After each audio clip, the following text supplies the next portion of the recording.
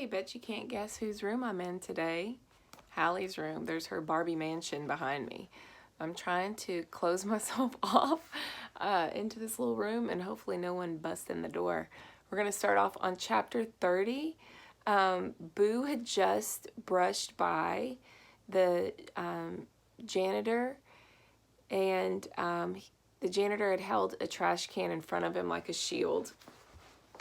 And so they're headed out into the darkness. They got the horses. He doesn't care because he freed Boo.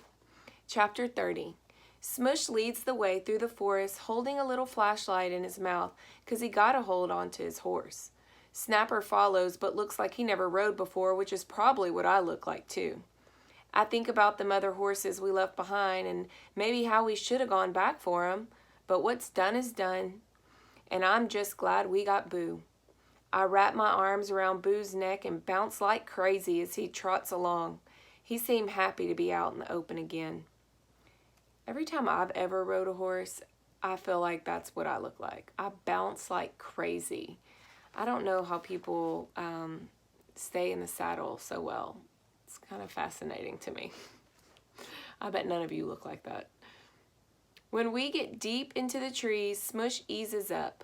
We got to hang low. Cops will be patrolling for some black horse thieves, so it ain't like they won't know it's us. I know a place where we can hide out in the park till dawn. Then maybe it'll be quiet enough to head out.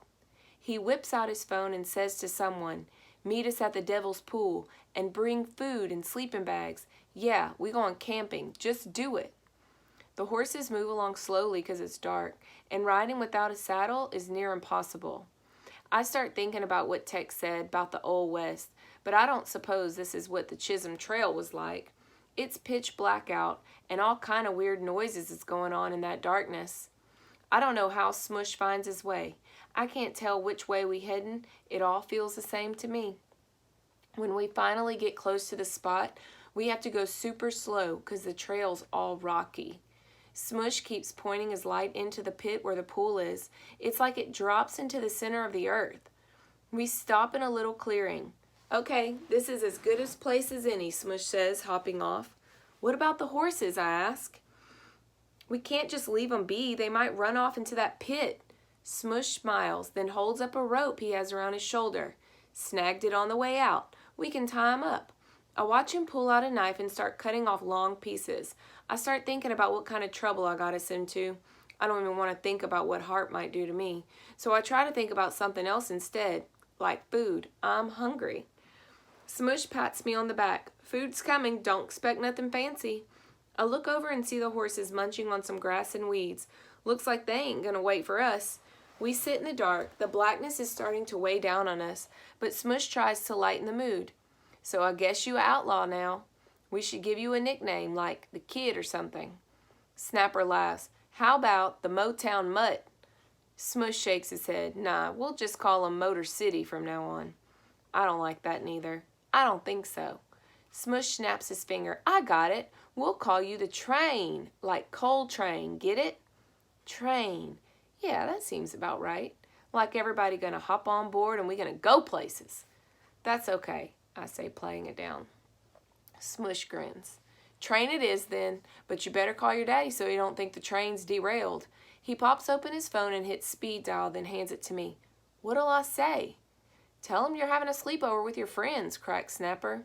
I listen to the rings. Harper finally picks up, but he don't sound too happy. "Smush, you know where my boy's at?"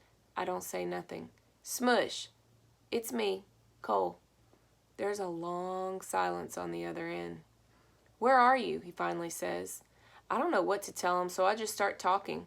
"I got Boo and a couple of others. The rest stayed." He don't let me finish. "What do you mean you got Boo? Where in the heck are you?" "We hiding in the park." "Fairmount Park? And who's we?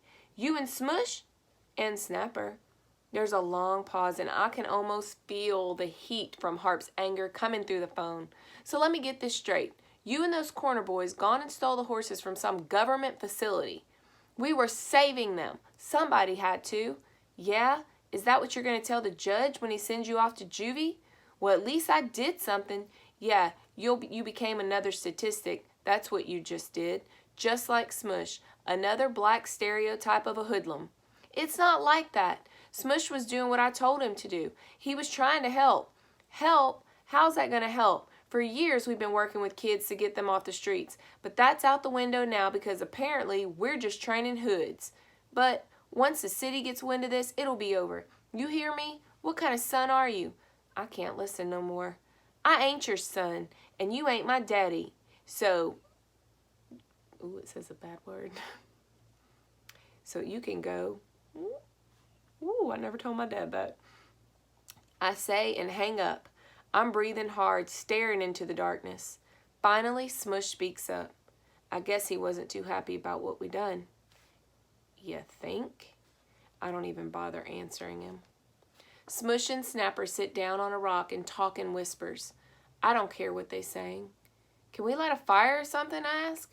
Smush says no. It'll cause too much attention. So we sit in the dark and wait. And that's where I have to stop. I'm going to go on to chapter 21. No, 31.